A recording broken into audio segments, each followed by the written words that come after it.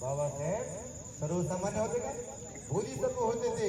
1935 ला धर्मांतराची घोषणा केली आणि 1956 ला 14 ऑक्टोबरला धर्मांतर करत असताना जवळपास 20 वर्षांचा कालावधी होता.